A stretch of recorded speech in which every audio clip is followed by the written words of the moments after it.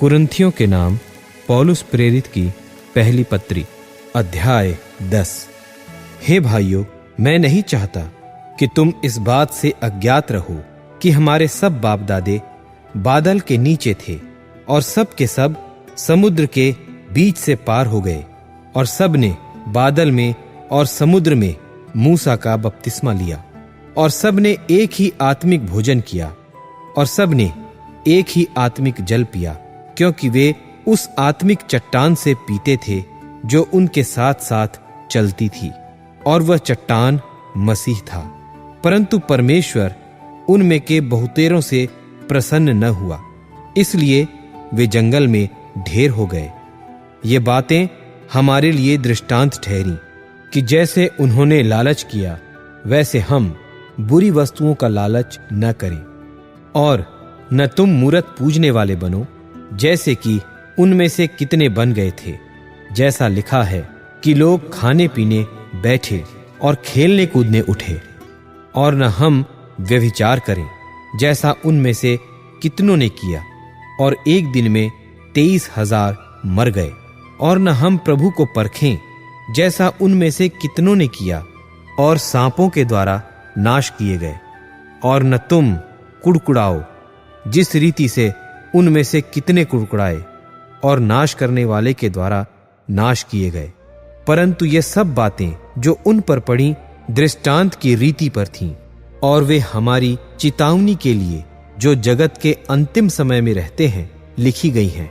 इसलिए जो समझता है कि मैं स्थिर हूं वह चौकस रहे कि कहीं गिर न पड़े। तुम किसी ऐसी परीक्षा में नहीं पड़े जो मनुष्य के सहने से बाहर है, और परमेश्वर सच्चा है, वह तुम्हें सामर्थ्य से बाहर परीक्षा में न पड़ने देगा, वरन परीक्षा के साथ निकास भी करेगा कि तुम सह सको। इस कारण हे मेरे प्यारों, मूर्ति पूजा से बचे रहो। मैं बुद्धिमान जानकर तुमसे कहता हूं, जो मैं कहता हूं उसे तुम परखो। वह धन्यवाद का कटोरा जिस पर हम धन्यवाद करते हैं, क्या मसीह के लहू की सहभागिता नहीं? वह रोटी जिसे हम तोड़ते हैं, क्या वह मसीह की देह की सहभागिता नहीं?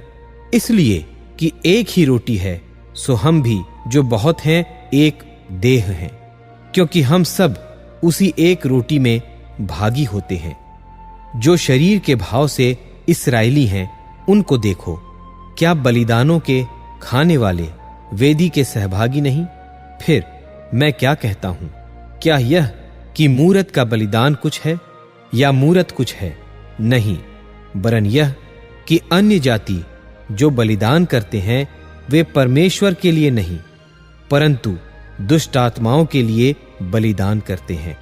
और मैं नहीं चाहता कि तुम दुष्ट आत्माओं के सहभागी हो। तुम प्रभु के कटोरे और दुष्ट आत्माओं के कटोरे दोनों में से नहीं पी सकते।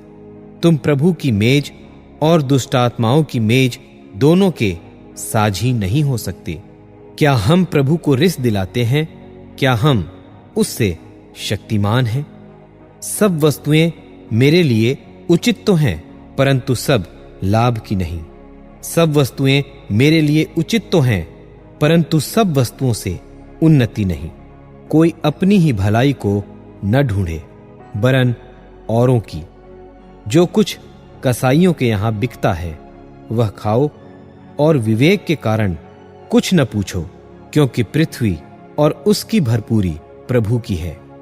और यदि अविश्वासियों में से कोई तुम्हें नेवता दे और तुम जाना चाहो, तो जो कुछ तुम्हारे सामने रखा जाए वही खाओ, और विवेक के कारण कुछ न पूछो। परंतु यदि कोई तुमसे कहे, यह तो मूरत को बलि की हुई वस्तु है, तो उसी बताने वाले के कारण और विवेक के कारण न खाओ।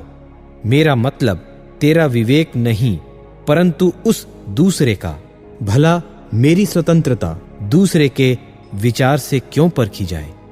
यदि मैं धन्यवाद करके साझी होता हूं, तो जिस पर मैं धन्यवाद करता हूं उसके कारण मेरी बदनामी क्यों होती है?